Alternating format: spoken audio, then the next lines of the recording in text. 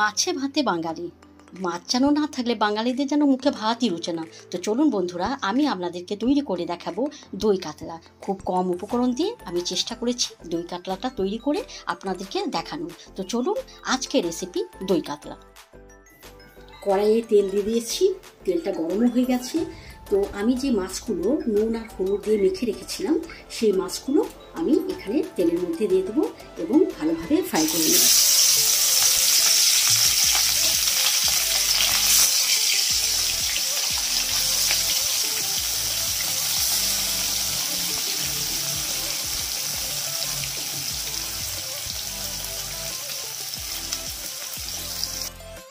মাছগুলো একবার আমি উল্টে দেবো।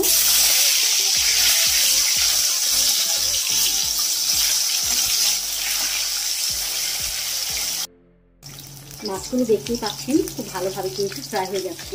এখন আমি মাছগুলো তুলে নেব এবং সমস্ত মাছ আমি এইভাবেই ফ্রাই করে নেব।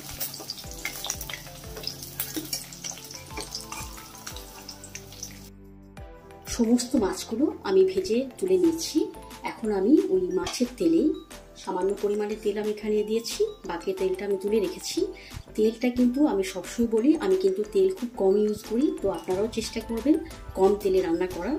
তো আমি যেটুকু তেল নিয়েছি তার মধ্যে আমি ফোড়ন দিয়ে দেবো, দুটো লঙ্কা, একটা তেজপাতা আর গোলমরিচ।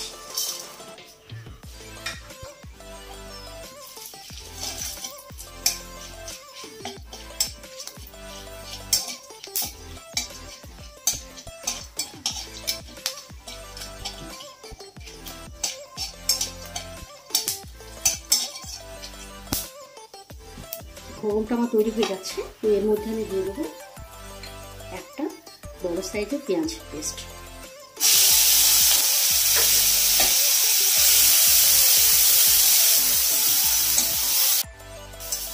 আমি তো এটা হালকা করে নাড়াচাড়া করে নিচ্ছি। তো এর মধ্যে আমি দিয়ে দেবো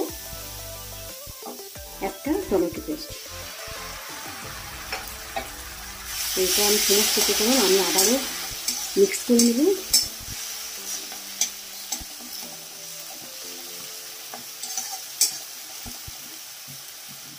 তো এর মধ্যে আমি দিয়ে দেবো 1 চামচ লবণ, অবশ্যই লবণটা স্বাদ অনুযায়ী। আর দেবো 1 চামচ লঙ্কার গুঁড়ো। ঝালটা বন্ধুরা আপনারা আপনাদের মতো করে দিবেন, কম বেশি করে নিতে পারেন। তো সমস্ত উপকরণ আমি আবারও একবার মিক্স করে নেব। মশলাটা দেখতেই পাচ্ছেন অনেকটা তৈরি হয়ে যাচ্ছে। তো এর মধ্যে আমি দিয়ে দেবো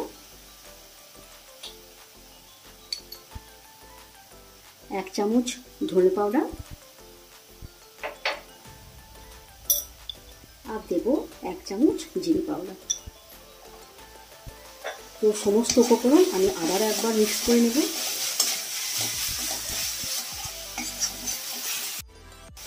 মশলাটা কিন্তু দেখতেই পাচ্ছেন খুব ভালোভাবে কিন্তু কষানো হয়ে গেছে। তো এর মধ্যে আমি দিয়ে দেবো ফেটানো দই। দইটা 100 গ্রাম আমি এখানে দই নিয়েছি বন্ধুরা। দইটা অবশ্যই কিন্তু ফেটে দেবেন, তার কারণ হচ্ছে যদি এমনি আপনার দইটা মানে মশলার মধ্যে ঢেলে দেন তাহলে কিন্তু দইয়ের মধ্যে যে একটা দানা দানা ভাব থাকে সেটা থাকলে পরে কিন্তু দেখতে ভালো লাগবে না। তো অবশ্যই দইটাকে কিন্তু ফেটে দেবেন। তো এর মধ্যে আমি দইটা দিয়ে দিলাম। দই দেওয়ার পর বন্ধুরা আমি আবার একবার নাড়াচাড়া করে নেব। আপনারা দেখে বুঝতে পারছেন বন্ধুরা যে আমি আজকে কী রেসিপি তৈরি করতে চলেছি। আমি আজকে করছি বন্ধুরা দই কাতলা, দেখতেই পাচ্ছেন। তার জন্য আমি পুরো প্রপারলি আপনাদেরকে তৈরি করে দেখাচ্ছি কীভাবে দই কাতলা তৈরি করতে হয়। মশলাটা কিন্তু প্রপারলি তৈরি হয়ে যাচ্ছে। তো এর মধ্যে আমি দিয়ে দেবো পানি। আমি এখানে পানি দিয়ে দেবো।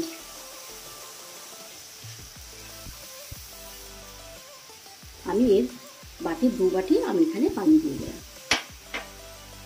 পানিটা দেওয়ার পর আমি একবার আবারও নাড়ি চাড়িয়ে নেব। এটা যখন ফুটে উঠবে বন্ধুরা তখন আমি মাছগুলো এর মধ্যে দিয়ে দেবো। দেখতেই পাচ্ছেন এটা কিন্তু বয়েল হয়ে যাচ্ছে। তো এর মধ্যে আমি দিয়ে দেবো ভেজে রাখা মাছগুলো।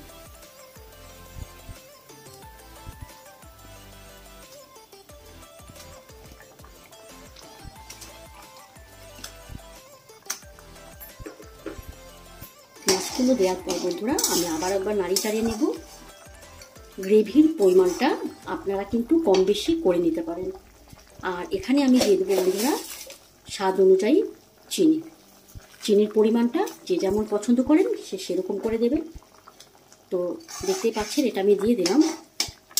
এবার কি করব বন্ধুরা, একটা ঢাকনা দিয়ে ঢেকে আমি এভাবে 2 মিনিট রান্না করে নেব।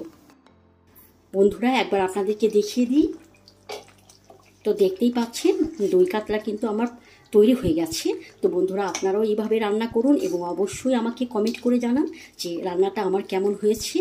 আর আমি কিন্তু খুব কম উপকরণ দিয়ে রান্নাটা দেখাবার চেষ্টা করলাম। তো আপনারা অবশ্যই এভাবে ট্রাই করবেন। রান্নাটা কেমন হয়েছে অবশ্যই আমাকে কমেন্ট করে জানাবেন।